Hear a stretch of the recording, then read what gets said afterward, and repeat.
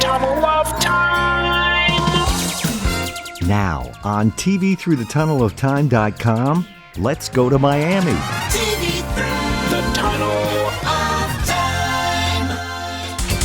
Up and down the broadcast trail. In the crazy days of the mid-1980s at independent TV station WCIX Channel 6. From its humble beginnings at 1111 Brickell Avenue downtown, during the cocaine Cowboys days, with one steadfast 10 o'clock news. From the Channel 6 Satellite News Center, this is the 10 o'clock news. With comprehensive South Florida reports, plus news via satellite from across the nation and around the world. Good evening, I'm Nick Bogert. To the autumn of 1985, when we said goodbye to that Lost in Space building. Up and down the broadcast trail. And moved to a new facility in Northwest Dade at Doral. Just when you think it's smooth sailing, the station unexpectedly became the first Fox affiliate in the country. We never thought of finding a place where we belong. Only shortly thereafter to become a full-blown CBS-owned and operated station. This is CBS. You're going to be watching a lot more 6. And the whiplash that followed. The hopes, the dreams, often dashed, the changing look, the changing faces, the challenges, the struggles, the signal coverage problem, the bloopers, the fun, the backstories, how we all got there, the passage of time, the escape, and eventually new adventures. But the tests of endurance, too. Think Hurricane Andrew. All this time around in Season 1, Episode 3, Part 1 at WCIX-TV Miami. Up and down the broadcast trail. Sponsored by Rock's Fresh Foods, a family-owned local grocery with 2 locations in Rhode Island, 1183 Boston Neck Road, Narragansett, and just off Interstate 95 at exit 14B, 10 Arnold Farm Road, West Greenwich. Motif Magazine, your source for all things local. Rhode Island's premier arts magazine, The Providence Eye, independent nonprofit journalism, and the Refugee Dream Center of Providence, working to empower and resettle legal immigrants from all over the world with the goal to obtain self-sufficiency. And visit the Music and TV Through the Tunnel of Time merch store. Pick up 100% cotton, heavyweight t-shirts, coffee mugs, tote bags, baseball caps, windbreakers, sweatshirts, and hoodies. Go to mtttot.printful.me. Up and down the broadcast trail. And there is more. We had severe thunderstorms today. Do you suppose we'll have them all weekend long?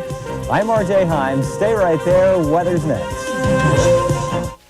We've been having some pretty gloomy looking days lately. We've got to chase them away, RJ. Weren't they big thunderstorms today? Around 12:50 this afternoon, a huge thunderstorm around Cutler Ridge. Big boomers. Started moving this way, down trees and power lines. In fact, I was taking my nap when that happened. You know what it's like for a weatherman to wake up with a boom, boom of the thunderstorm. It's interesting. Interesting life I've got here. The old Channel 6. Top left is Jeff Lemlich. He was one of the first people I met at Channel 6. He was the weekend producer. Is that correct, Jeff? That is correct. On the bottom left is Pete McCoy. Pete was a director, and we'll get into that. And not to be outdone, Mark Tadino, one of the few on-air people I could finagle to do this recording. Mark Tadino, you were a reporter there at WCIX, correct? That is correct. So 1985 is when I got to Channel 6. I was working in Naples at Newswatch 9. The only station from Miami that we carried was an independent station, which was Channel 6 that had a 10 o'clock news. A longtime Miami landmark is about to close its doors. The Sears store at 1300 Biscayne Boulevard first opened in 1929. So on the weekend, I was scanning across and I noticed that Mike Bradley started doing the weather on the weekends as well as Monday through Friday. So I called up the newsroom and I said, do you guys need a weatherman? And they were like, yeah. So send a tape as soon as possible. I drove it out with one of the guys from Newswatch 9. We drove over to Miami on the weekend, dropped off the tape, and then that next Monday, the then news director called me up and he says, "You're pretty good." Well, Look, it's June, and it looks like the rainy season has begun. apparently I found out later I was the best of the worst. Somebody told me that. I was green. I was like 23, 24 years old or something. I was kind of tickled by the fact that my mentor growing up, which was covered in season 1, episode 1, and season 1, episode 2 of Up and Down the Broadcast Trail, that my mentor had worked at what was then called Channel 6 Action News in Philadelphia. Why, oh, did we ever leave Ohio and go all the way across here to Thermopolis, Wyoming? So not only was I now going to work at a Channel 6, which I thought was kind of symbiotic, but then later they called it Action News, which was kind of a weird caveat. But so I would drive across the Everglades on a Saturday afternoon, check into a hotel, do the 10 o'clock news on Saturday night. Different Strokes, Monday at 7 on WCIX Channel 6. Well, what happened to the sunshine? It was hiding behind the clouds. Actually, 30 miles off coast, the skies were clear blue, bright sunshine. I wore my controversial Miami Vice jacket here tonight, just to maybe shock the sun to come out. No tomorrow. T-shirt? No T-shirt. Oh, okay. That's why it's controversial. Let's go outside, take a look at the currents. Miami 83, Miami Beach 84, Fort Lauderdale and Key West both at 83. Humidity 72%, southeast winds are at 12, barometer rising, and surf temperatures 84. Skytrack's the weather machine, 10 o'clock outside. Check out of the hotel late on Sunday and then go in for like a long shift because I had nothing else to do one show, the 10 o'clock news. And when that was over, I'd drive back across the Everglades on Sunday night and then work Monday through Friday in Naples.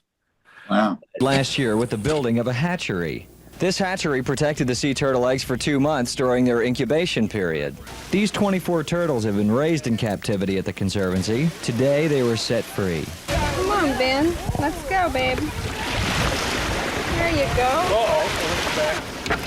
So, fellas, where do you go from here? Yeah. Tell them, you guys. We'd like to know. You think you'll be able to find out? Not unless somebody finds one and turns in the tag or reports it to Miami, we won't know. Or if they live long enough to come back here and nest, that'd be nice. Have you had success with it in the past? This is the first time we've had raised the turtles themselves, and it's been real well. It's gone real well. I don't know, it's sort of like sending your kids off to college, you know. So you should be happy for them, just so long as they come back and visit every now and then. Oh yeah, you know, when they need money or something. For the first time, the Conservancy has successfully raised these sea turtles. Hopefully now they're big enough to survive on their own in the depths of the Gulf of Mexico. R.J. Heim, Newswatch 9 on Keewaydin Island. Gail Anderson was the weekend anchor at the time, and she was a trip. Yeah, Gail would have been the weekend anchor, and Steve Zager was doing sports. Wow. Pull some names out of the past here I haven't heard in 25 years, guys. Wow. I should have done some homework on this. Yeah, so I forgot about Solon Gray. He always had a very, very monotone voice. I'm Solon Gray. And then that's all I can ever remember him saying. We'll have morning news for you right after this. And we'll show you how. Right. It was a very 60s kind of broadcaster, just straight to the point. No ad-libbing, just, And he pleasant enough guy. I mean, nice enough guy, right? Never had a cross word that I can recall. Right. Now, Mark, while we're on you, when did you get to Channel 6? I started in March of '86. So we were already in the Doral building when you started. Right. I missed the Circle Maximus down on Berkeley by like 2 months.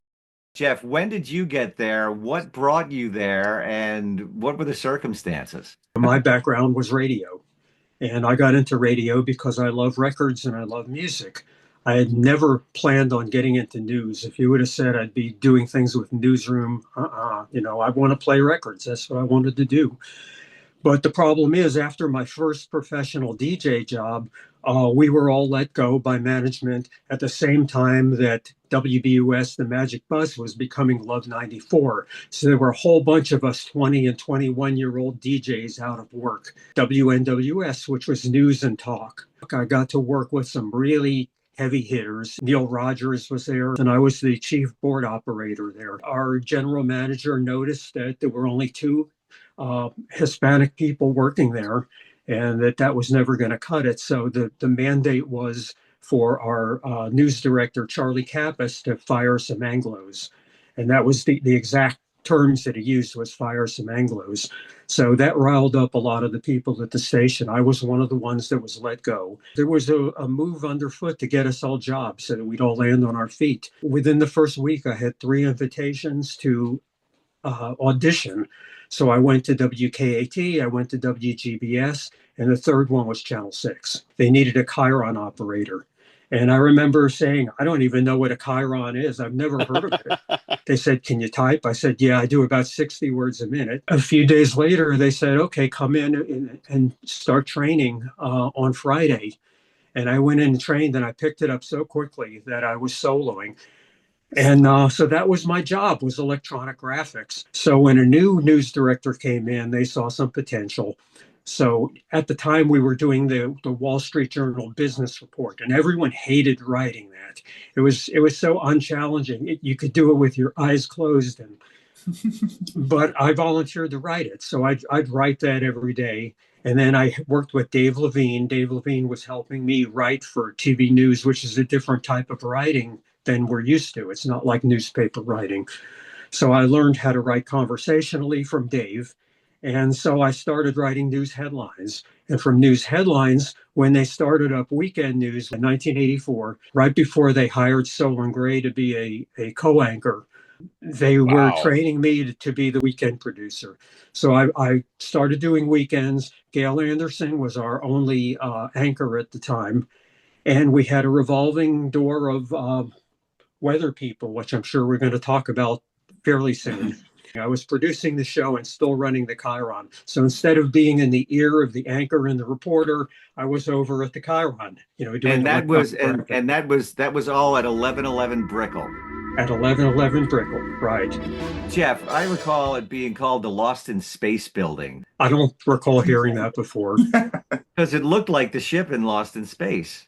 We had a lot of fun in that building. I mean, we had a lot of fun on the ledge on the 4th floor.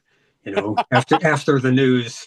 I'm sure you guys remember those days. Well, I remember I was an intern there, and I went up after the newscast. I had to bring something to somebody, and from the sports department, and I went up, and I couldn't find anybody, and there was nobody there. And we had just finished the newscast, and I looked around, and then I walked back down. And I said, "There's nobody up there." And that's where everybody was, out on the ledge. Out on the ledge. After the news, not before the news. But after everybody was out there just, doing their thing. So it was really funny, but everybody would like complete ghost town. So Jeff, that building wasn't built to be a TV studio. As I recall, the ceilings were very low. Right? Wasn't it a dentist's office before? I think it was a legal office. I think it was illegal. Or chiropractic or something, because the things were made there were spines or something. The outer shell was made to be spines or pieces of the spine. So they were either legal or a chiropractic kind of place. But it was shaped like a donut, so you could see from the 4th floor all the way down to the 1st floor, and see if somebody was there. And that cement pond, that infamous cement pond in that building. Yeah, crazy. I arrived there early 1985, and then we moved to 8900 Northwest 18th Terrace in September of 85. Yeah. Right. The station wanted to move to Kendall, and they had all these plans built up to move to Kendall, and the homeowners were getting real hyperbolic and just really angry about the whole thing, how the microwave is going to hurt their children. I mean, just all this stuff was going, and it was clear that the original plans they had weren't going to happen. We're looking for a place where they could build, and Doral is where they decided to do that. So we got out of the 1111 building. One of the first memories I have in there is we had this brand new newsroom. Everything was brand new there. And I was producing debates between Xavier Suarez and Maurice Ferre. And Larry Lyle was our news director, and he just wanted to win so badly. He just wanted everything to be perfect. Well, of course it didn't. Things didn't quite go the way it was, and Larry got so angry he went and punched a hole in the wall. He got fired later on. He was kind of a Jekyll and Hyde kind of a guy. He could be your best friend one moment, and the next minute he's trashing you. For Just news directors, that's a shocking turn of events, by the way. Not. yeah. I didn't work for him, but I'd heard that part of his dismissal may have involved the country walk stuff. Yeah. You heard that? Okay, all right. I Yeah. am right about that. Okay. Barbara Sloan and Jan Hollingsworth. Jan Hollingsworth was one of our assignment editors. She came up with the country walk, Francisco Fuster Escalona child abuse story before anyone else in town. And she and Barbara Sloan worked it. They had every angle covered, and Larry Lowell would not air it. He would have nothing to do with it. And so we were kind of thinking, okay, well, no one else has it. Well, of course, Channel 10 got it. Channel 10 was promoting it. Channel 10, WPLG, Miami, Fort Lauderdale. Boy, oh boy, after that, every child abuse story was big, big news. But we had it. We didn't do it. Larry was the guy who made the decisions. Yeah, he said no. He said, no, we're not airing it.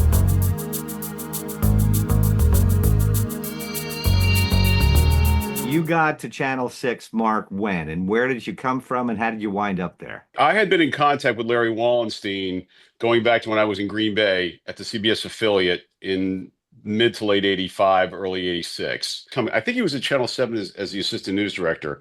And so we were in contact. So when I would come down and see my family in Florida, I would make a point of saying hello to Larry, dropping him off a tape, always expressing my desire to come back to South Florida as a reporter. And he'd always say, well, maybe something's coming, maybe something's... Later, he moves on and becomes the news director at Channel 6. After Larry got let go. Right, after he was terminated. That's correct. And so... I think he started, Jeff, February of 86, January of 86, something like that? It's something like that. I don't remember exactly, but something like that. Barbara Sloan, Jim Dyer, Mike Bradley's weather, Ed Berliner's sports, and the Ralph Reddick Report. This is the 10 o'clock news.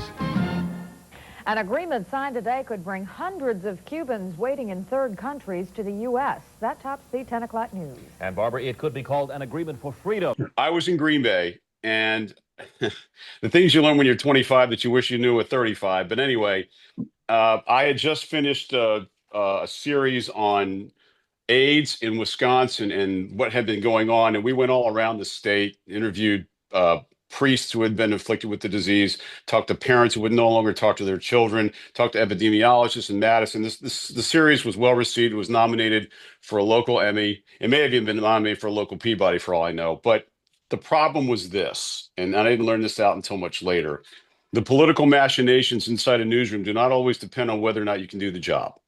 They depend on being able to, what I call, have the go along to get along gene. And I was never, ever imbued with that. Sorry, it's the way it is. And so as you were in your 20s, you were in your 20s then as well. I was 20. Yeah.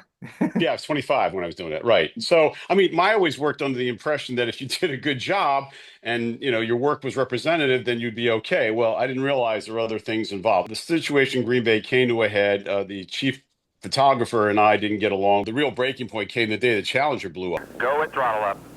Challenger, go at throttle up.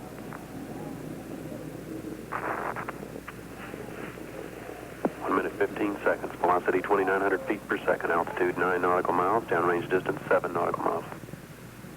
We got back into the news van, and we were all kind of shook up by what happened. We heard about the news, and he just turned around and said, yeah, well, it's bound to happen sooner or later. I'm like, what? What are you talking about? You're an idiot. So I expressed my displeasure with him, with a couple other people, and that was a big mistake. And eventually one thing led to another, and I left the station February 25th of that year. It wasn't voluntary. February 25th, 1986. Okay. Yeah. And then, so you became a general assignment reporter at WCIX. Yeah, well, part-time.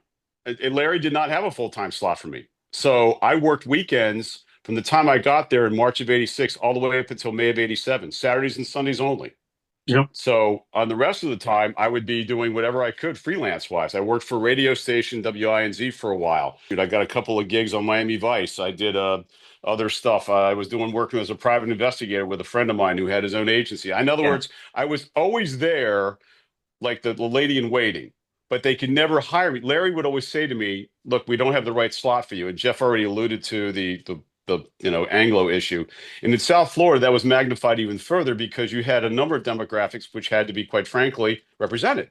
Yeah. Now, when you're 25, 26 years old, you don't understand why you keep getting passed over for these job openings, even though the news director keeps telling you you're good enough to be there. And I didn't realize that it had to do with the fact that the person that left had to be replaced by somebody else who was of the same biographical background, for lack of a better description. And it wasn't until Rod Maloney left in May of '87 that Larry called me and said, "We've got your full-time gig. Get ready to go." And that's how I became full-time for the next year or so, not quite a year. And I left in March of '88.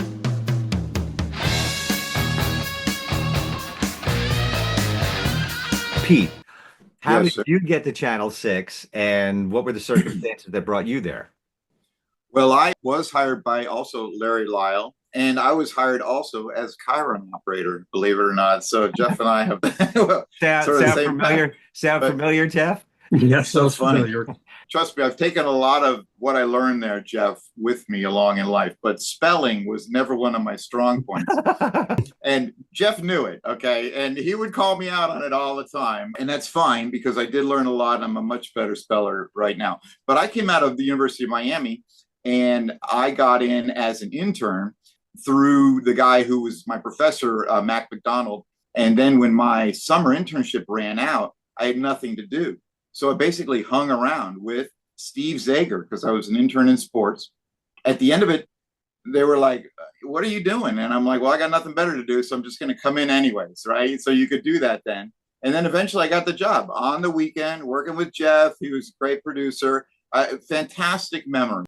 He just had the attention to this, any detail, just whoop, pull it out of there. You were awesome. And I also still strive to be that kind of a person where you can remember certain things. So I channel you all the time, even now, today, to try and make sure that I'm, trying to remember as well as I can. So I started as Chiron operator. They plunked me in, and then I went. And from there, I became a director. Were you hired full-time as a director in 1111 Brickell, or was that later? No, we had moved by then over to Doral, and I was still working the weekend as an intern. And from there, I just started, sneaking, being the technical director when I wasn't supposed to be, and learning the job. And then when I actually went for the job, they said, "We need somebody who's got the experience." And I said, "Well, I've been doing it. You don't know about it, but I just did it anyways." And so I got the job. Good for you. Yeah. So you weren't. So technically, you weren't getting paid until we got to 8900 Northwest 18th Terrace, which was that was when my paycheck started coming in. And they still even probably have my first original pay stub framed somewhere. Now, one of the challenges always associated with Channel 6, all the other TV stations, all the network affiliates, they all had their towers at the Dade-Broward line. Channel 6's tower was in Homestead. It had to be that far away in South Dade because there was a Channel 6 in Orlando. So while there was great coverage in the Florida Keys and Dade County, once you got towards Fort Lauderdale and northward, the signal wasn't so good, and there was nothing they could do about that.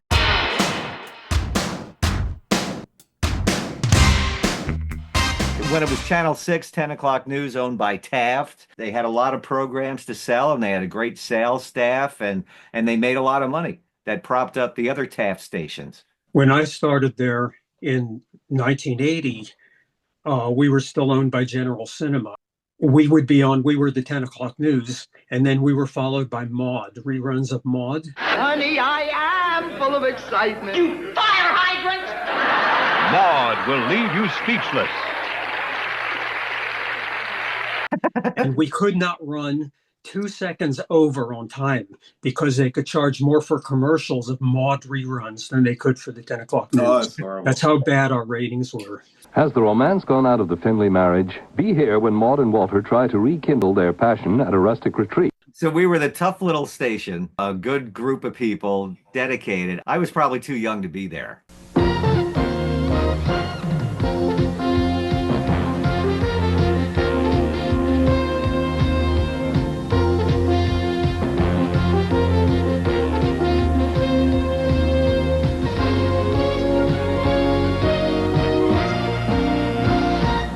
Honestly. But We it all was were. because it was part-time. When Larry Lyle brought me in, he said, "You work for me every weekend for a full year. I'll give you a full-time job." So I'd work Saturday and Sunday in Miami and then go drive across the Everglades and work Monday through Friday in Naples. But what brings about those regular afternoon thunder showers that can bring on most of the year's annual rainfall in a short 4-month period? The sea breeze! That's right, the sea breeze. Now it's like in my 20s, I can make this happen. Well, don't you know, 11 months into that deal, that's when Larry got fired. Yeah. Right. Yeah. Larry, then Larry Wallenstein came in, and I walked into his office and I said, "Hi, I'm RJ. I'm the weekend weatherman." He goes, "First thing we're going to do is we're going to get rid of that white jacket you have." Like, all right, well, where's the clothing allowance? We don't have one. You know. That's So I was like, that's about right. We all want to do our best Larry Wallenstein. So I was like, all right, but you know, I had a deal with him where I said I worked for a full year and I'll get a full-time job. And he goes, "Well, where's your contract?" I said, "I don't have one. I'm a man of my word," and I had a handshake. He goes, "Get out of my office." It's funny. I just realized all four of us were all weekend people. Yeah. In fact, I was kind of like RJ. I mean, I literally went 14 and a half months on Saturdays and Sundays. Now, occasionally, for instance, when I'd been there about a week and the FBI shooting happened, Jeff, down at Sunnyland. Sunnyland, thank you. Sunnyland, And they just threw me down there, and I was fine Wow. because spot news is what I used to do ever since I was 21 years old. So it was fine to go down there. We did our stuff. I sat in the front row when they had the FBI briefing, and it went really well. And I went back and I would say to them, "Okay, here's the package. It's great. We're going to send this off. We'll send it to CNN." Yeah, we used to send stuff to CNN, right, Jeff? At times when we sent packages off.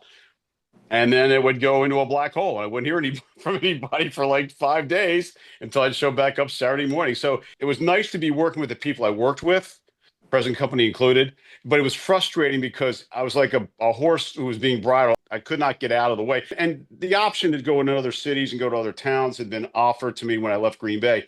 I didn't want to do that. Miami's where I wanted to be. Look, guys, Miami in the 80s, news-wise, It was crazy. off the charts. It was after the Mario boat lift. You didn't know if the cops were the cops because there were uniforms being sold and badges. So if you got pulled over by the cops, you didn't even know if they were the police or not.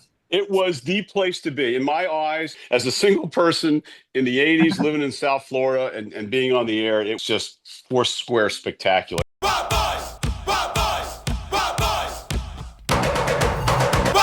And I didn't want to I don't want to go to like Wichita Falls or Memphis or some other place. No, nothing against those places, but that was the place to be. That was it. Yeah, it was the cocaine cowboys, and it was just insanity. When those wars had started, which are all kind of peripherally documented in a lot of these docuseries and docudramas and movies, there were people being blown up in cars in Coral Gables in drug war stuff. It was like, oh my God. Yeah. Right. Well, the cocaine cowboys down at Kendall Mall.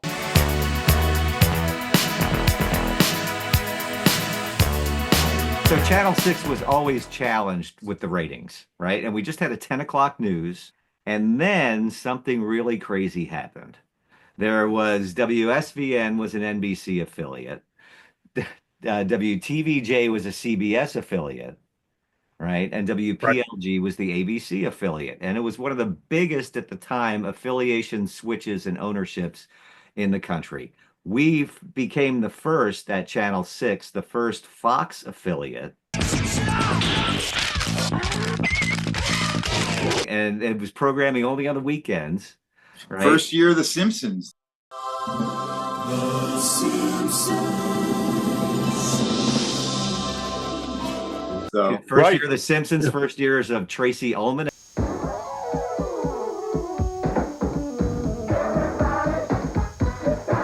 And 21 Jump Street. Right. Yeah.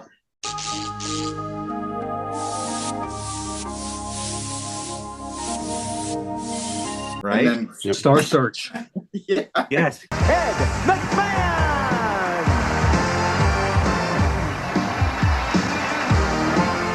And Got then rid of all of it. Then it started to expand. Barbara Sloan, Jim Dyer, Mike Bradley's weather, John Dutzman's sports, and the Ralph Reddick Report. This is the 10 o'clock news. And then Ed Anson did not want to be sold to NBC to keep his affiliation. NBC's snooping around to buy a station in a whole convoluted backstory, which is even hard to digest, which is paragraphs long, even the digest of it. We wound up being bought by CBS and being turned into a CBS-owned and operated station. This is CBS. You're going to be watching a lot more 6.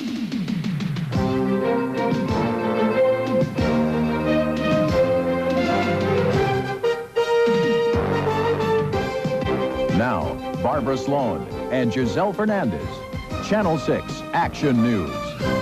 Right. And I missed that by 1 month. Oh, really? 1 month. I missed all that fun. I will tell you this. I was grateful for being able to work with the people I worked with.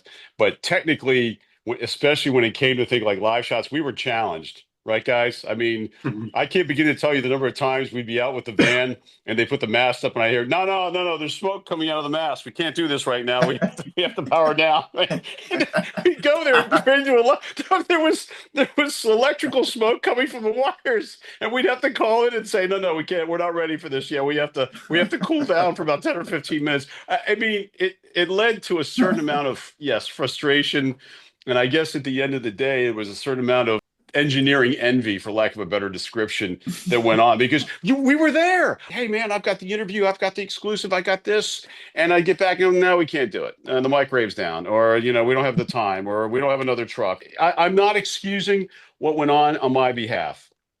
And to be fair, I learned my lesson after I left Channel 6. Never go part-time. Well, no. I was full-time at that time. Because you're an attorney now. Yes, have been for 25 years, 30 years. Oof. I left Miami, and Ralph Murciano, still remains to this day a good friend, pulled me aside. He said, look, you've got talent, but you need to change your ways. Translation, keep your mouth shut. And I kept a little piece of paper in my wallet for years about change your ways. That's nice. I was out of work for 8 months after I left CIX. But it wasn't until the fall that year that a guy who used to be the assistant news director at Channel 10, a guy named Bill Boyer, was kind enough to put me in touch with a woman who was the assistant news director in Norfolk, who ended up getting me the opportunity to interview there. I interviewed, got the job, stayed there 19 months, had an incredible amount of stuff happen, and then was in Detroit after that. So, I mean, awesome. The lessons learned were that keep your mouth shut, do your job. The dismissal of Ernie Harwell has touched a nerve not only with regular Detroit Tiger fans, but also with those fans concerned with the team's tradition. The people here who want to save Tiger Stadium say the latest assault just destroys the team's history. Try to stay out of the political line of fire best you can. Within the stations. Yes. Yeah. See, for you guys, not so much. Because they just care if you can technically do the job. There's really not a political thing back and forth. But when you deal with on-air people, there is immense amount of ego and pride and me-firstism kind of stuff that goes on that if you're not trained, you get blindsided by. And I still labored under the misconception that if I was doing my job well, even if I voiced a complaint, that it would be okay. But no, it doesn't give you the cover you need, guys. You just don't get it that way. But let me stop you there. So I was part-time for the entire time I was at Channel 6 from 1985 to 1990. Pressure falling 30.02. Look out in the alley where all those nasty tropical weather systems develop. Looking for any of them developing. Now, here's Miami in South Florida. We have a weak tropical wave just off the southeast coast. Another one in the eastern Caribbean. Another one east of the Lesser Antilles. That one in particular is moving west at 10. Let's take a closer look at this one in particular. I wound up losing my job in Naples Monday through Friday for a host of reasons that are covered in Season 1, Episode 2 of Up and Down the Broadcast Trail. During that transition, I had been let go from Newswatch 9. All I had was part-time at Channel 6 in Miami. That was it, and that wasn't enough to pay the bills. So by chance, I ran into another weatherman in Miami on one of the beaches, and I told him my story, and he says, look, I've got a house in Coral Gables. I've got a guest room in the back. Why don't you put your stuff in storage and come live there until you can, land on your feet? I was there for 6 months, and he suggested I go through all my old radio tapes because I had a sputtering broadcasting career, both radio and TV prior to that, try to find and secure some work to supplement my income so I could get my own place, and which is what I wound up doing. I got a job at 97 A1A part-time. It was an adult contemporary station, and then working weekends. But for those 6 months, you know, when I'd call my family back in Gettysburg and I'd say, well, you know, I'm homeless. And they're like, what? I was like, well, but there's a pool in the backyard. Yeah. and I'm in a guest room in Coral Gables, you know. But I mean, you know, as far as politics are concerned, I mean, it was this whole, you know, get out of my office. Once they had me part-time, that it was going to stay that way. Nope, there's no budget for it. You know, no, we don't have any. And so every year I'm losing my reporting skills. At Channel 51 in Reading, I was a weatherman and reporter. In case you lose it. You've been watching too many weather checks. I think so. Let's get to the weather, folks. This is Joyce Van Elswick. Her husband and their 3 children built their house, unbeknownst to them, on the dump site. At Newswatch 9 in Naples, I was a weatherman and reporter. It's now April, and we're supposed to be getting real warm. Well, it should get real warm into the weekend. Details on the weather right after these messages. I'm living in a house on the other side of town. And I was just a weatherman. So let's go straight to RJ Heim for the very latest. RJ, where exactly is Gustav and how dangerous is he? Well, on a scale of 1 to 5, Gustav is a 1 with 80-mile-an-hour winds. It's just east of the northern Leeward Islands right now. Let's go to the weather computer, put the maps in motion, and see exactly where Gustav is. So, you know, I started working these jobs 97 A1A, and then that changed format to 97 GTR. I was the last choice on 97 GTR. I got a job at then the #1 radio station in South Florida. WSHE? No, it was WLYF. Life. Life. Oh, Life. And I had to read these liner cards, right? saying, this is Life at WLYF FM 101.5. Music to sleep on. Oh, yeah. And I shut the mic off and I'm like, I know this is Life. And then I got a phone call in the newsroom while I was doing the weather on the weekends. I was doing Life for the afternoon. We were still at 10 o'clock news. CBS hadn't bought us yet. And then I'd go in and do the 10 o'clock news on Channel 6. So I was doing double duty Saturdays and Sundays, and I had nothing to do Monday through Friday, which is kind of dangerous for a guy in his 20s in Miami in the 80s. Yeah.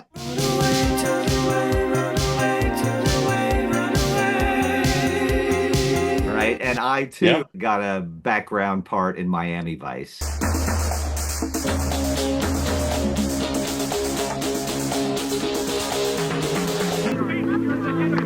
Mr. Mosca, any comment on the chart? My client has nothing to say.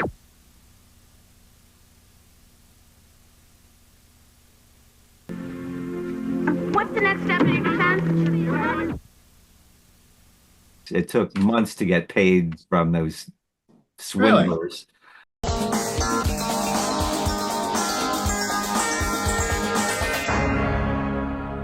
That was great. It was great. People. It was the Miami Vice days. It was Crockett and Tubbs. It was the music. Wow. It was all of it.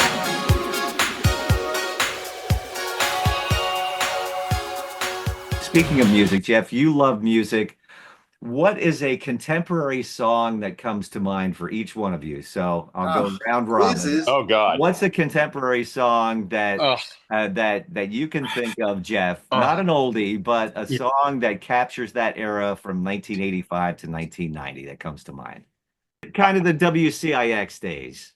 I'll tell you one song that reminds me of you when I hear it. Because of one of the skit reels that we worked on. We worked on a few skit reels together, but we used Cherish by Kool and the Gang.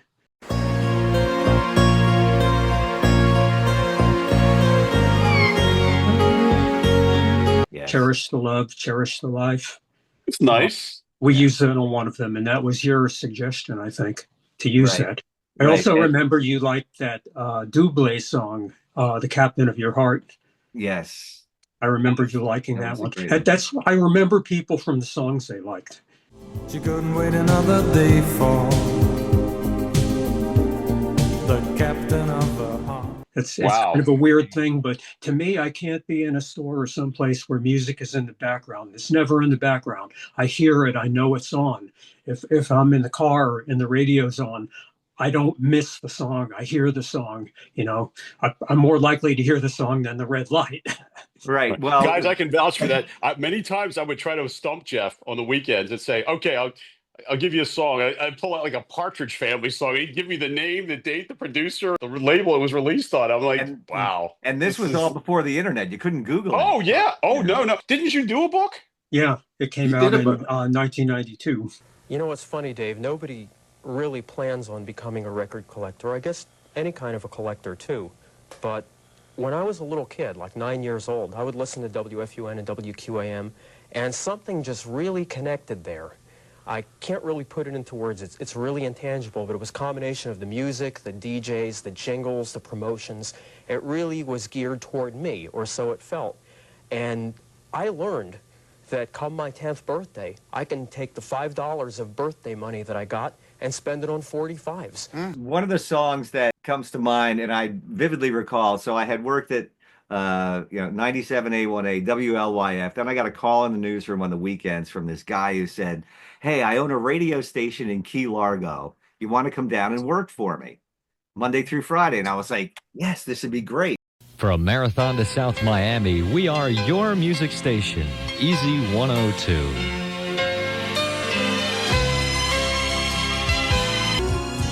It's a little after 3 o'clock with R.J. Heim on Easy 102, WKLG Rock Harbor. Easy 102, if the sky should happen to clear tonight, won't you look on up to the sky and just wish upon a lucky star?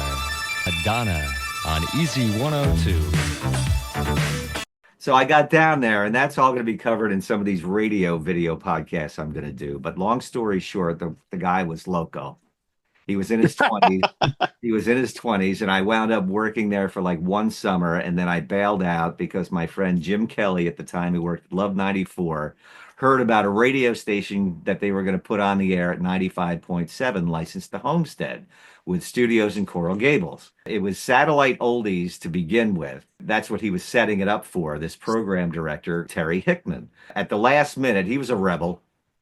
He ditched the whole thing. He had heard about this contemporary jazz radio format that was sweeping the country, and we put a contemporary jazz radio station on the air at 95.7 called The Breeze. Baby. 95.7 The Breeze. What is it you want, baby?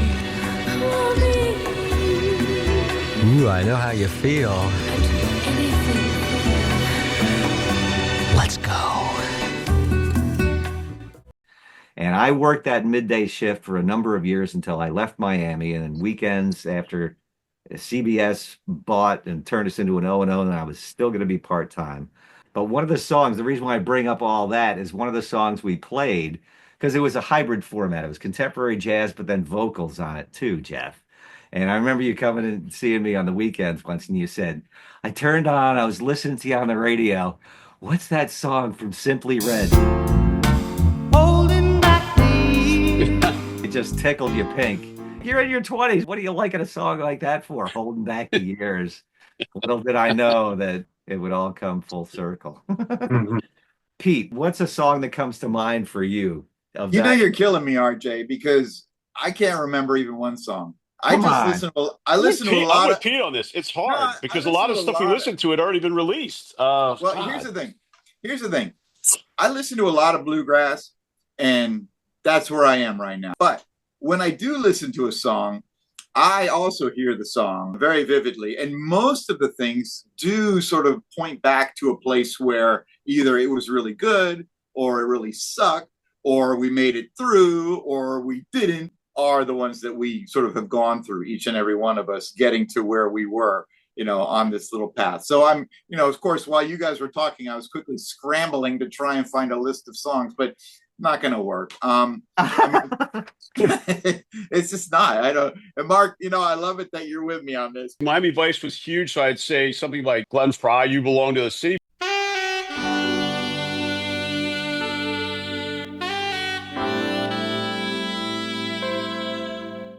what was the Eagles song, Jeff, that Lee Bookman cut and made Barbara Sloan so mad? Yeah, that was Dirty Laundry. Yeah, Dirty that was for Oh, Laundry. right. Right. So- It was the line about the bubble-headed bleach blonde. Yeah, she Comes got on at mad. 5. And he put her, yeah, it was her shot right there. But, Yeah. you know, if you even think about that song, way back when, it was like super accurate. You know what I mean? It was really sort of. 1982. I was in Yeah, Fort Myers. get the you widow bet. on the set. Get the Yeah, widow on the set. You need Dirty exactly. Laundry. That was my experience in Detroit years later, and that was one of the biggest come downs. But it was all bleed and lead. That's all Detroit was. It was straight, you know, all this wonderful skill that you'd been developing stories and nurturing contacts and learning how to write the video and all the things that you were taught and learned out the window. It was all scanner stuff. You know, go down the middle of this disturbance, get me blood on the T-shirt, try to get a crying family member. If they don't cry, get them to cry. If not, you're out. You know, we'll go find somebody else. It's a top 10 market and did that. Dovetailing back to the songs, the one that's burned into my brain, I'm driving around Miami, staying in a hotel, killing time for a little bit in midday. Oh, this is Coconut Grove, and I found a great deli there, but I'm listening on the radio. Then I drove out towards Key Biscayne, and I'll never forget it when I heard Madonna's Material Girl. That really captures, to me, that year, 1985, in Miami.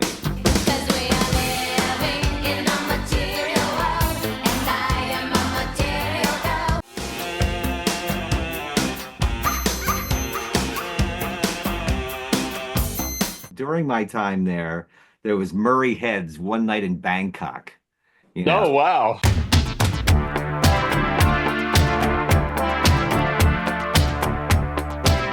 You can trade one crowded, stinking, pollutant town for another. One night in Bangkok. Did you know that Miami is the western edge of the Bermuda Triangle? Sure. Yeah. Yes. Did you Yes. ever get the feeling that, you know, Mother Teresa could go there and she'd get caught up in a scandal or something? There was some kind of, I mean, it was dynamic, it was wild, but there was some kind of like negative energy. Were you pulled here for some reason? Anybody? It was the best news. I'll still maintain this. You're still a reporter, you see? I know. You're still a reporter. I just, you know, it's funny you tell that. Miami was the best news town in the country. I would wake up and I would hear the stentorian voice of the guy who used to do the ABC broadcast promos doing the PLG intro. Ernie I don't know if you guys Anderson. remember that guy's name. Ernie Anderson. WPLG TV Miami. And I would say, that's where I want to be. Channel 10, WPLG, Miami, Fort Lauderdale. From Channel 10, this is Eyewitness News at 5. South Florida's #1 5 o'clock news.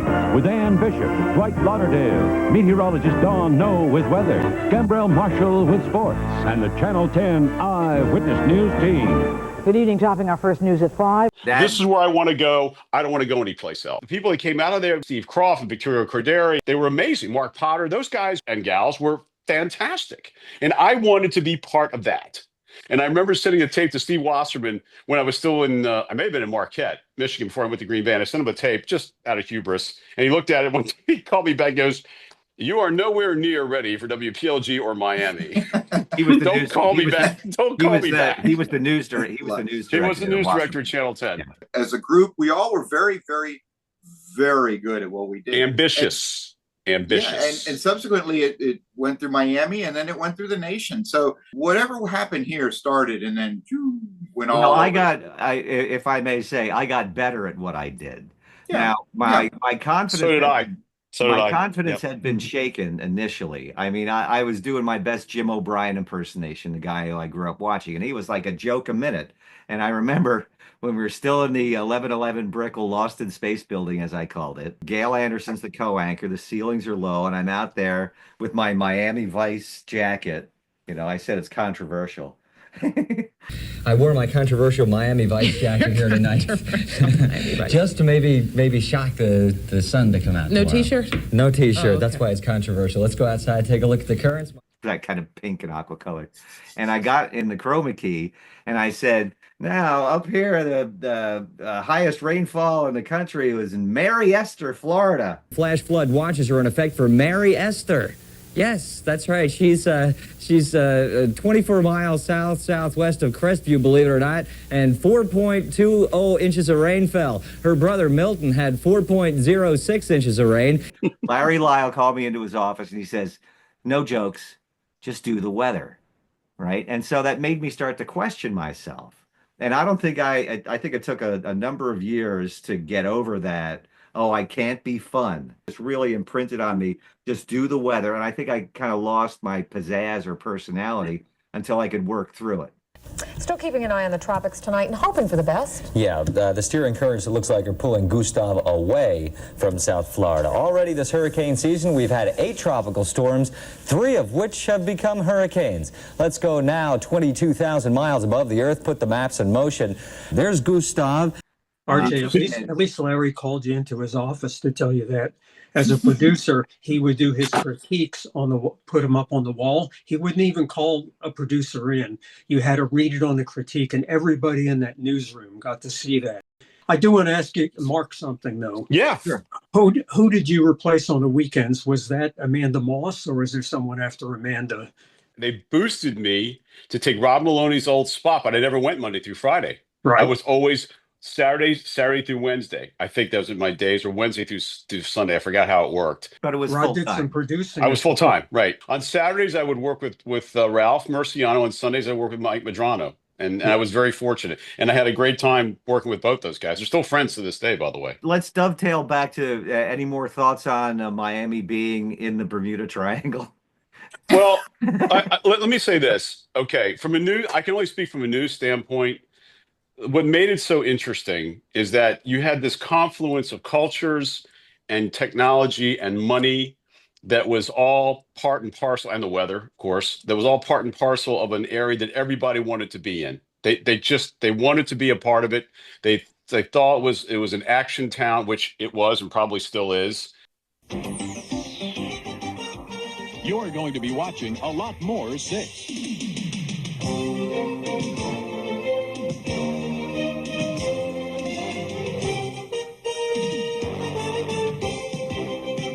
Now, Barbara Sloan and J.D. Roberts, Channel 6 Action News. Outside the headquarters of China's Communist Party and a government paralyzed despite martial law. Good evening. Maybe they should call it Action News then when CB over. But think about it. I mean, we were literally at the forefront of stuff that would happen on a nationwide basis. Right. It was just a rock and roll news town. There was never a shortage for news, ever. Right. Ever. Right. And maybe we're in the Bermuda Triangle. I boat in the Bermuda Triangle then all the time. So I guess I'm either the dumbest out of everybody or the most trusting. I don't know. Miami just seemed to be, as you were saying, just a part of just everything that was going on. You could always trace a lot of things back here to South Florida. It's one of the things that I miss is actually being able to, I've been retired 4 years now, is have a little connection to the everything that's going on. Bingo. That was really nice to know that whatever I did may affect something in a positive way, or we could eliminate some of the negativity maybe or something. But either way, to have some ownership of it was good. And you found that good work ethic in WCIX, at WFOR, and those are really the only 2 places that I was my whole career. But people really like that. And when you don't do that a lot, you do find that you long for it a little bit. So I used to say it was like being on the front row seat of life.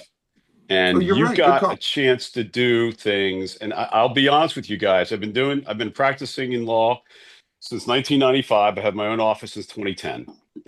By any stretch of any imagination, I guess it's been good to me. And I have a wonderful staff, and I think we've done some good work. But there isn't a day that doesn't go by that I don't have a part of me that wants to still participate. I used to tell people, if you put a gun to my head and said your family's life depends on what's going to happen the next 5 minutes, depending on what you want to choose to do, I would say, give me a microphone right now. Not a pen, not a book. Give me a mic. I don't know how else to explain it. I mean, you are born to love and do certain things, and that was it for me. And I'm grateful for the opportunity. I know we all sort of secretly, well, personally, enjoyed that little adrenaline shot that you get every day. Absolutely. no matter how much it was or frustrating it was, you still got to go in there and bang, you'd get it and you'd survive and you'd come out and you'd feel better. And that was one of the things that just sort of we're all sort of addicted to news in that sense when we were doing it. And now that I don't do it, I still want to, you know, have that kind of fun, but I want to do it under my terms, really. So that's the way I'm approaching it. That's why I'm doing this. I was unceremoniously let go from Channel 10, where I've been for 30 years after having a mild stroke, right? 2 years before I wanted to leave my career. So I'm growing out my Music Through the Tunnel of Time web music radio station. MusicThroughTheTunnelOfTime.com. During that hiatus time, aside from getting a lot of attorneys to dot the I's and cross the T's and become successful at that. But I still have post-stroke fatigue where I got to take a nap after 5 hours or so. But listen, it could have been a million times worse. But that's what gave me the idea. Let's do a synergistic TV through the tunnel of time. TV through the tunnel of time.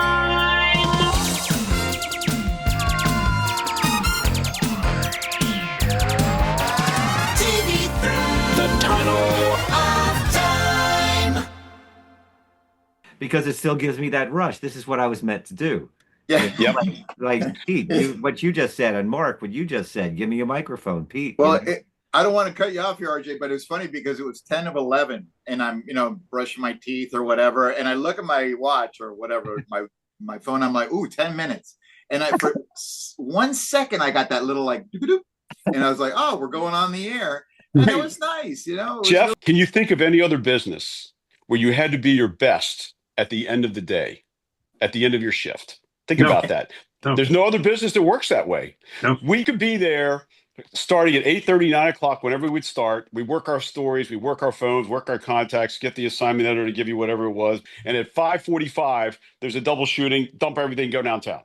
Be on the air, be ready to go, get us something. Yeah. Nobody else does that. I mean, I can tell you, having had practice law, nobody sits there and says, okay, it's the end of the day, you're going to have to be your best while, you know, deposing this police officer or, you know, questioning this expert witness or this doc. It doesn't work that way. Nothing else demands the most out of you at the most unexpected times. I can tell you amazing. As a producer, you have to be at your best for that 11 o'clock show, 11 p.m. So from 11 to 11:30, you are just so jacked. You're constantly looking where you are on time, making sure sports stays on time, weather stays on time, make sure that the kicker that you've been promoting doesn't get dropped from the show. Sometimes you have to go back to a live scene to get an update and get it out on time. And you have to just be so sharp for that entire half hour. And then you can't just go home and just say, I'm going to bed. No, 3 hours later, just still online. It is a weird way to work. It kind of fit my lifestyle then, because I used to go to clubs and see all the bands. I'd go to like 100 and some live shows a year because I just love live rock and roll. I went to the clubs after the 11 o'clock news all the time. Yeah, I mean, I remember Uncle Charlie's. We did a lot of things after the 11 o'clock news. Now, Pete, I'll never forget. I came in on a Sunday after Pete had worked as a director on a Saturday night. We had all become friends, and, you know, Pete would stop over where I was living in Coral Gables at the time and say, oh, this is where, you know, what's his name lives. And then that Sunday, Pete comes in and you were mad. And you came back to my little weather cubicle and you were like, we were driving past Uncle Charlie's on the way after work. Was that you going in there? I was like, well, I was like, well, yeah, why? It's like, well, that's a gay bar, isn't it? I was like, well, yeah. And then, you know, you were mad for a while, and then I explained it to you. I'm like, well, this is who I am, and we're still friends to this day. We're still friends. It's okay, because I was probably 19, and, you know, no, you were in your 20s. Ever happened. Well, we love you, RJ. That's the truth, because of who you are. And that's it. And like, well, it was probably a shock to you. Yeah, I don't know. You know, I don't remember. Honestly, I don't remember that conversation. But that's okay. I vividly remember it. Well, I have to say this. I had the pleasure of going to a bar with RJ. Not necessarily that bar, but he was in Providence. I can tell the story, right? I have time to tell the story. Yeah, it's the internet. Yeah. So My family's from Providence, Rhode Island, and my aunt and uncle were living in an apartment before their house was complete. And one afternoon, I'm up there visiting, and I look up, and the weather's on, and there's R.J. Heim on Channel 10. I'm like, what the hell? What's he doing here? I didn't know He you were survived. up He survived. So he I landed on his call him feet.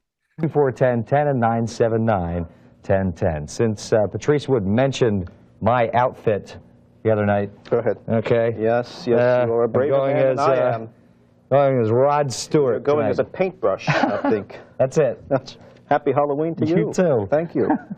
This had to be the summer of '93, I think it was. So I'm in my second year of law school, and I end up calling him up. He says, "Hey, let's go out and have a drink." So I said, "Yeah, sure, why not?" So he's like, "We'll meet at a place called Club Babyhead in Providence," and I'm like, "All right, fine, whatever. It's fine by me." The best. Actually, I met him in the station, met some nice people there. And then we drive down to the bar, and we're having a couple of pops, and all of a sudden, I hear this commotion, and there's people running towards the entrance of the bar. And I'm like, "RJ, what's going on?" He goes, "I don't know. Something must have happened." Then we hear police sirens outside. And the next thing you know, the bar is filled with tear gas, smoke everywhere. We can't see a thing. So we're trying to claw our way out of there, running into people. We get to the outside. People have got handkerchiefs and masks over their noses because they're trying not to get gassed by the tear gas. Turned out there was a shooting outside. The suspect had run inside. The cops were there. They were firing canisters left and right. We're like, "What are you doing here? This is nuts. All I want to do is come out and have a drink with my friend, and all of a sudden we're going to turn into spot news for a station." Yeah, it was unbelievable. It was crazy. Unfortunately, I didn't have to use any gas masks, but it was an interesting memory. I won't say fun, but it was an interesting memory. I didn't know you were from Providence, Mark. My dad's family. My family's from Newport. My dad still We lives have a place there. We go there every year. Yeah, well, I'll see you this summer then. Maybe, I don't know. The Rhode Island connection, and I had no connection to Rhode Island. No, that's right. And you're going to love this, Jeff, because I was an intern at WJAR. So, and then you're from Providence. I'm from Rhode Island. And then RJ went to work at WJAR as the new Art Lake, who he would become. Let me stop you there. Here for 60 years, RJ. Well, I want to tell the backstory. So we were friends after I left, and then I went to Harrisburg, Pennsylvania, my next full-time job, and I had a signed contract because I learned my lesson, whatever they're going to hire me for. But the way that I got that job was I had to convince Larry Wallenstein I needed reporter tape, but I didn't want to tell him that because he wasn't going to let me be a reporter. I was not going to be full-time ever. Take that jacket off.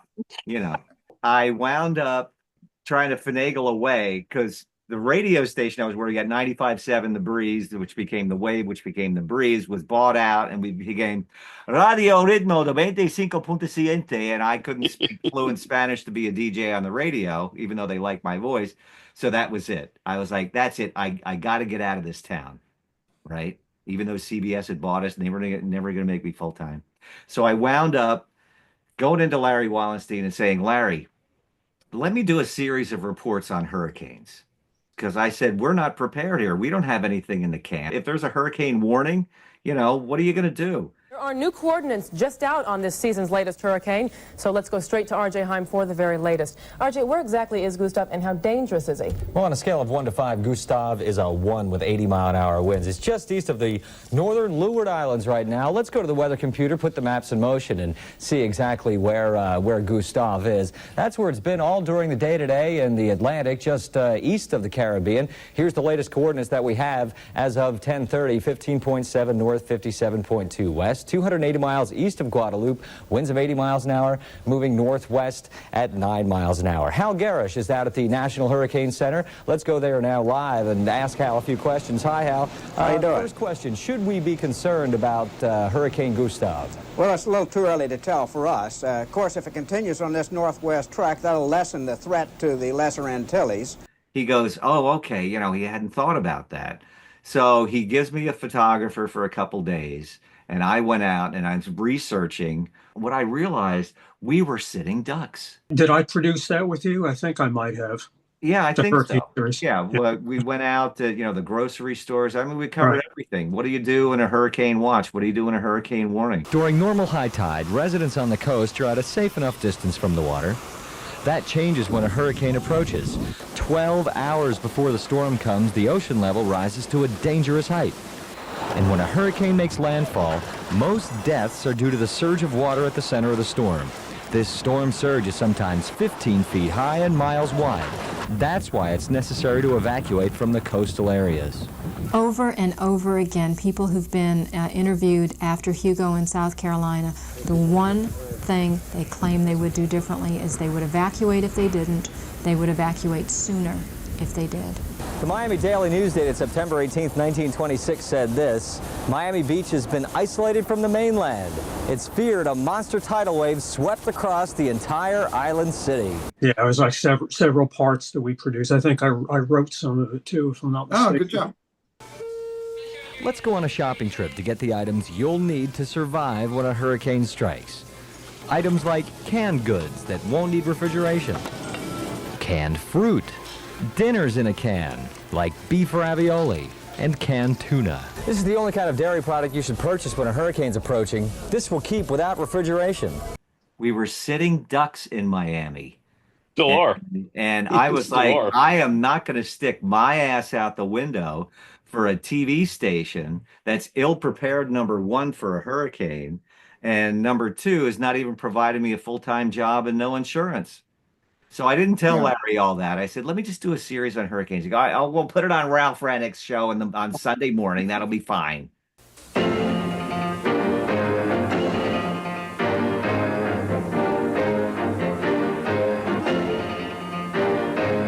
Let's set the stage for our discussion this morning by watching this report by Channel 6 Action News forecaster, R.J. Heim.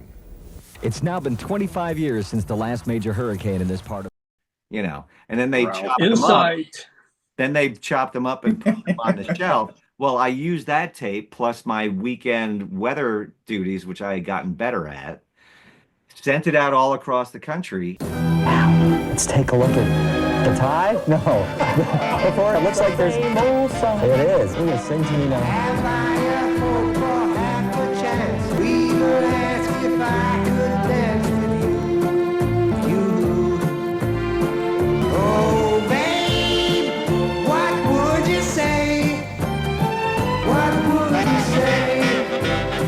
There's violent weather going on in other parts of the country, too. Softball-sized hail. You think it was hot here today. 93, 94. It was a little uncomfortable. Quite sticky. Tampa, 102 today, broke a record high. Oh, my goodness. I guess we were lucky then. Apalachicola, the Panhandle, 97. And the heat index in Jacksonville, it felt like 115 up there today. So if you say you're not feeling so good and things aren't going your way because of the heat and humidity, it could be worse. It could be up there, all right? And back in my home area, WHP-TV hired me.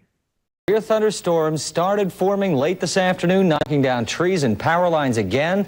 Then came the tornado warning for South Hanover Township, north of Hummelstown in Dauphin County. News 21 viewer Cecil Hagenfeld picked up his camcorder and started rolling.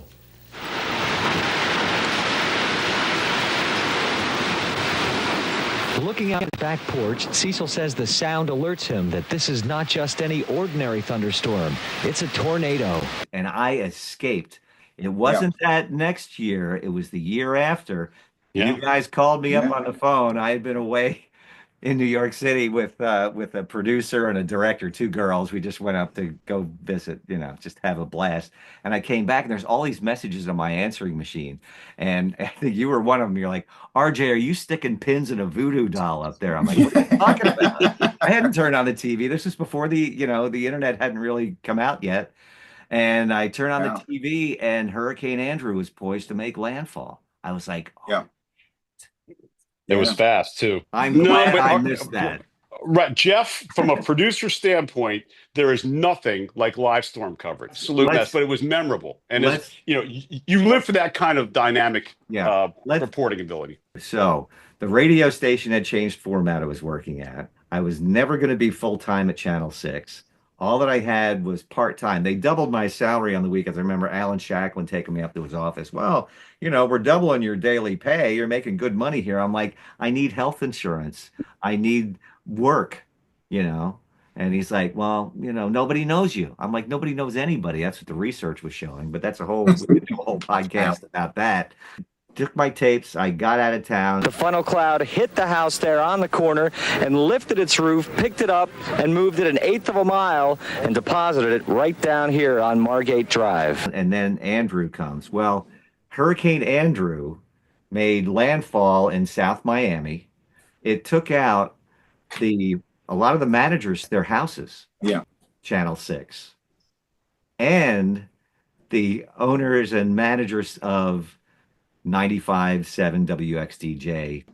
And then it traveled further inland and took down the Channel 6 tower, on which 95.7, The Breeze, The Wave, now Radio Ritmo was piggybacked. So it was like the weirdest karmic kind of cosmic thing for it to happen. And I'm like, I didn't do it, you know. I was saying the voodoo pin story has some relevance. I mean, you know, it was just the strangest thing, and it took Channel 6 off the air.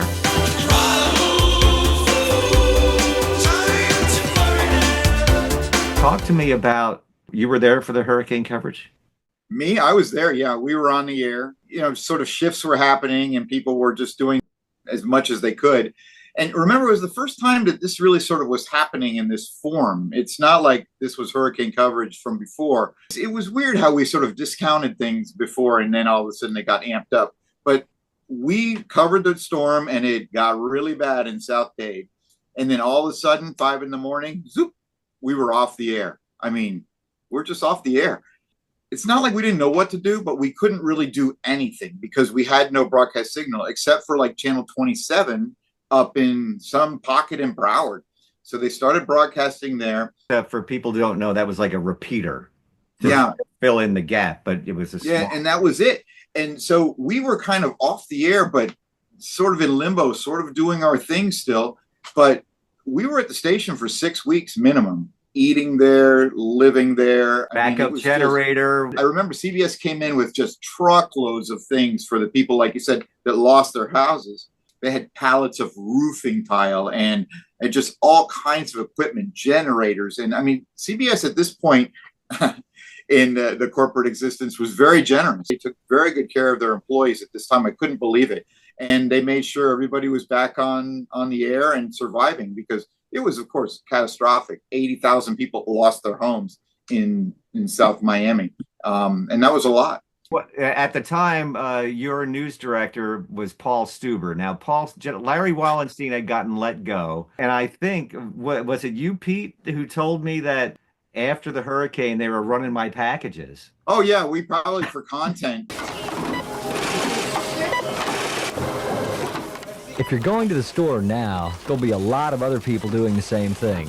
Stores usually run out of water, canned tuna, and canned milk first. If and when the power goes out, the stores will be closed. One other thing. A ready supply of cash might not be available if a hurricane's approaching. It's always a good idea to make sure you have enough money to last for 2 weeks. You know, we needed stuff that sort of said, get your batteries, get your flashlights, get your generators and things like that. Because remember, at this point, 1992, I guess is when it was, we didn't have the same concept that we have now about being as prepared. I mean, look, I'm still in South Florida right now, and June starts the hurricane season again. And it's just a weird new mentality based on all of this work that we did throughout the year. Wasn't there a story of it was so suffocatingly hot in there in the studios that Paul Stuber took a chair and just broke out one of the windows? Yes, that is true. That is true. He had air conditioning right there in the big, it was in the newsroom, one of those big windows in the newsroom. And he threw one of those office chairs right through it. And just so you could breathe. It was so suffocatingly hot. Well, no, it was so hot that the producers were producing, and I'm not lying, and I'm going to give you a visual, Jeff, here. But the producers were literally in their underwear at their desks typing. Oh, God. And no, it's the truth. And I walk around, and there's Jeannie Antol, okay, of all people, producing her show, basically dressed down as much as she could. God bless her for staying with it. But I'll never forget that visual. I'm like, oh, my goodness. Everybody had just sort of disrobed everything because that's just the way it was. And it was so disgusting. People in the hallways trampling mud up and down. I mean, it was like third world for a while.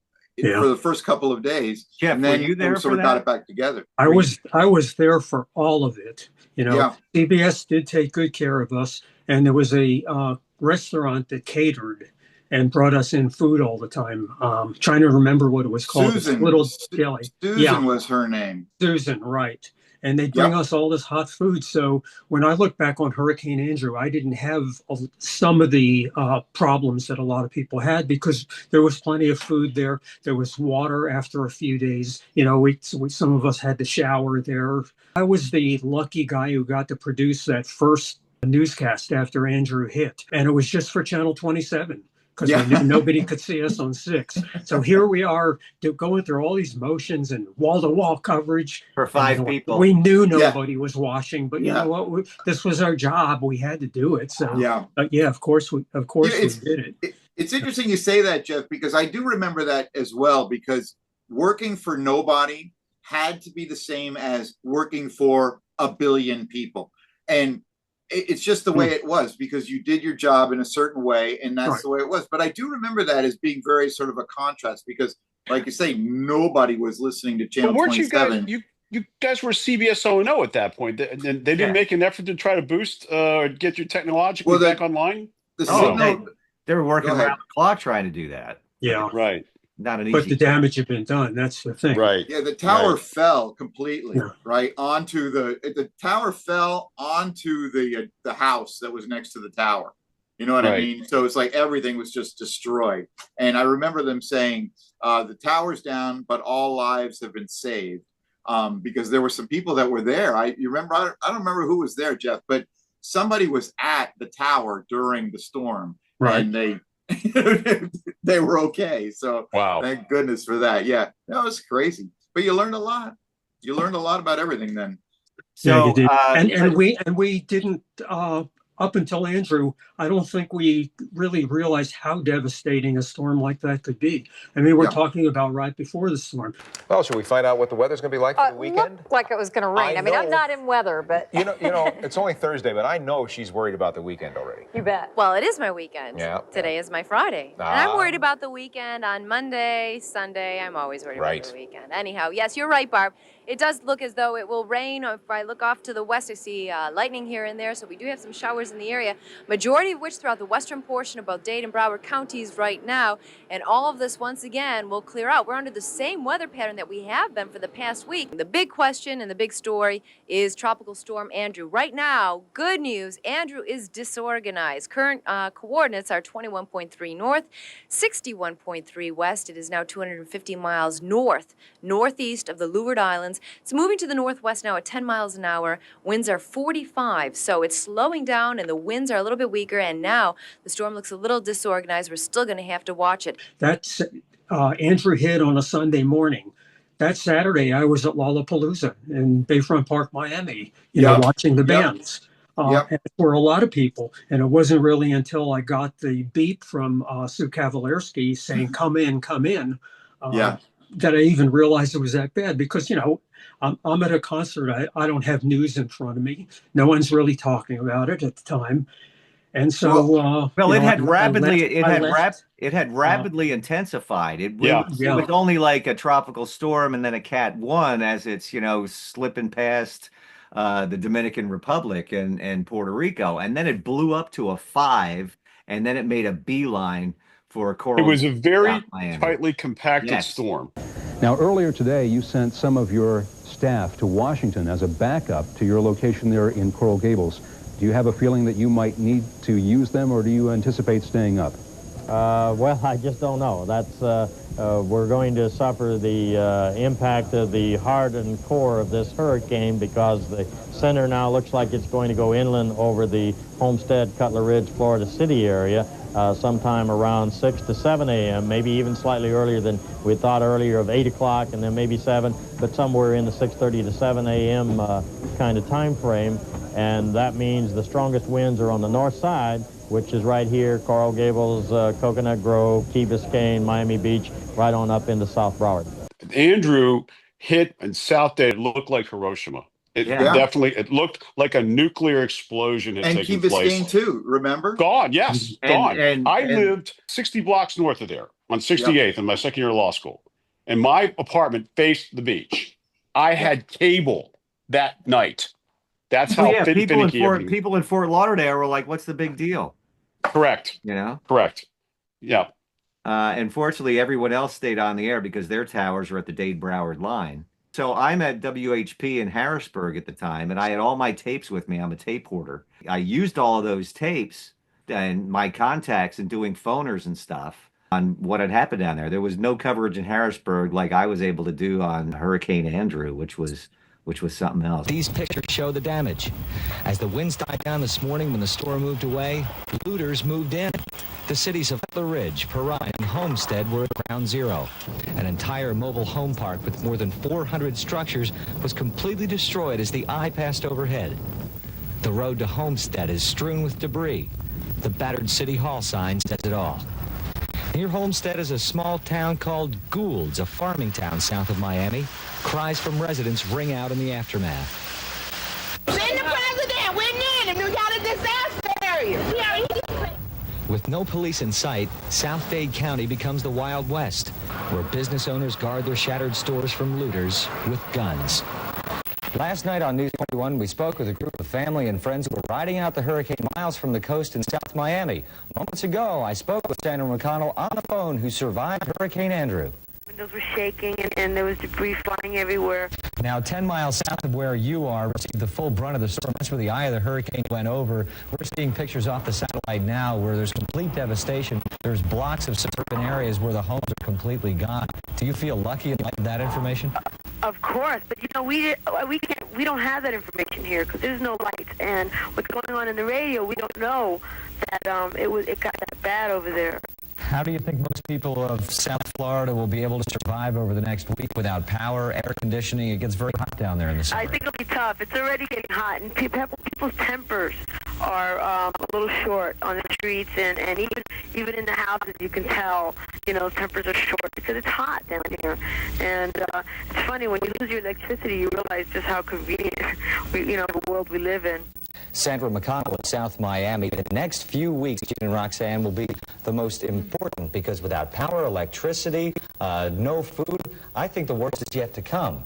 The worst case scenario with a devastating hurricane like this, people are going to start getting real itchy when they start looking for food, and it's going to be quite a situation. Billions of dollars in damages. The last count, at least 12 people dead in that area. I'm sure as the hours go on, the death toll will rise. All right, thank you, RJ. When I was doing that hurricane series, I'm like, I have to get out of this town because I'm part-time and I'm not sticking my ass out the window for these people that don't think of me more than anything else. TV through the tunnel of time. We're not done with Miami yet. In the next installment, up and down the broadcast trail at WCIX-TV, the signal problem's fixed. With a channel swap, the station moving down the dial, bringing better market coverage on Channel 4 and new call letters WFOR. But also, how the crash of ValueJet Flight 592 in the Everglades impacted those who worked the story, the CBS regime, and more. Thanks for watching. Click the subscribe button, share it with your friends and followers. Sponsored by Rock's Fresh Foods, a family-owned local grocery with 2 locations in Rhode Island, 1183 Boston Neck Road, Narragansett, and just off Interstate 95 at exit 14B, 10 Arnold Farm Road, West Greenwich. Motif Magazine, your source for all things local. Rhode Island's premier arts magazine, The Providence Eye, independent nonprofit journalism, and the Refugee Dream Center of Providence, working to empower and resettle legal immigrants from all over the world with the goal to obtain self-sufficiency. And visit the Music and TV Through the Tunnel of Time merch store. Pick up 100% cotton, heavyweight t-shirts, coffee mugs, tote bags, baseball caps, windbreakers, sweatshirts, and hoodies. Go to mtttot.printful.me. Up and down the broadcast trail. Don't forget to check out the Audio Companion. All genres and all eras of contemporary music in one free web radio station. Music Through the Tunnel of Time. Hot hits and amazing oldies on musicthroughthetunnelofTime.com. and get the app for listening on the go. app.music through the tunnel of time.com. Catch you next time. TV through the tunnel of